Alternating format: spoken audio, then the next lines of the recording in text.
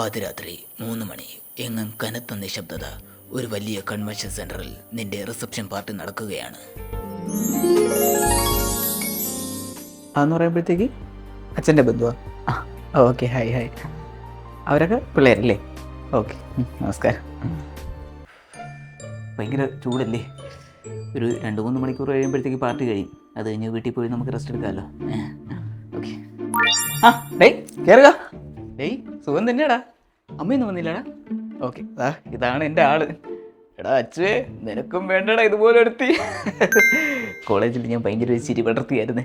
ഒരു ഫോട്ടോ എടുക്കാം. ഇത് കേക്ക് ഇരിക്കണം അവിടെയല്ല, നെല്ല്.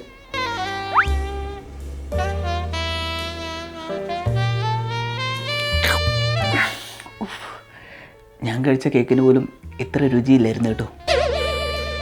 അതാ ഹാഫ് സാരിയും ലെഹങ്കയും എടുത്ത പെണ്ണുങ്ങൾ എവിടെ നിന്നോ വന്ന് സ്റ്റേജിൽ കയറി ഡാൻസ് കളിക്കുന്നു. ആ ഇടത്തെ ഭാഗത്ത് നിന്ന് തെറ്റിച്ച് കളിക്കുന്നത് കുഞ്ഞമ്മയുടെ മാമയുടെ മാപ്പിളയുടെ മക്കൾ. ഇത് മറ്റേ വിതുരയുള്ള അപ്പച്ചിയുടെ, നിനക്ക് മറ്റേ അരപ്പാവിൻ്റെ അരഞ്ഞാണൊക്കെ തന്നില്ലേ അവർ. മറ്റവരെ നിനക്കറിയാമല്ലേ. ഇവരെല്ലാവരും കൂടെ വാട്സപ്പ് വഴി വീഡിയോ കോൾ വഴി ഡാൻസ് പഠിച്ചാണ്. അതാണ് എല്ലാവരും കൂടെ തെറ്റിച്ച് കളിക്കുന്നത്. നെറ്റ് കുറവായിരുന്നു തോന്നുന്നു. ഇല്ലില്ല, നീ പോ. എനിക്ക് ഡാൻസ് പിള്ളേരെ കാര്യം.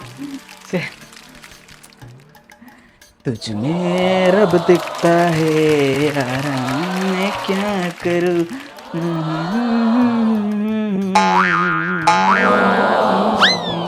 എവിടുന്നോ കുറച്ച് ഗുണ്ടകൾ വരുന്നു. എല്ലാവരെയും തല്ലി ചതയ്ക്കുന്നു. നിന്റെ പെണ്ണിനെ തട്ടിക്കൊണ്ടു പോവാൻ ട്രൈ ചെയ്യുന്നു. മധു, ആരെ അവർക്ക്? എടാ വിടറാ.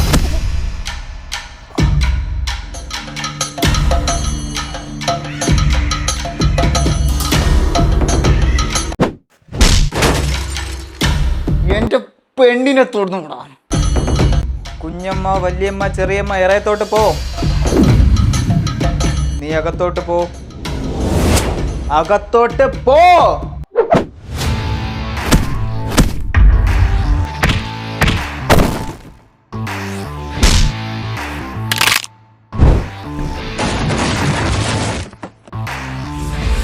പെട്ടെന്ന് വില്ലന്റെ ഫോൺ കോൾ ശബ്ദം വരുന്നു.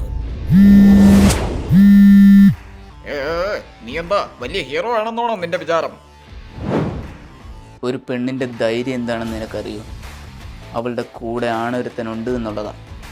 അതേടാ, വിധുവിന്റെ പെണ്ണാ മധു.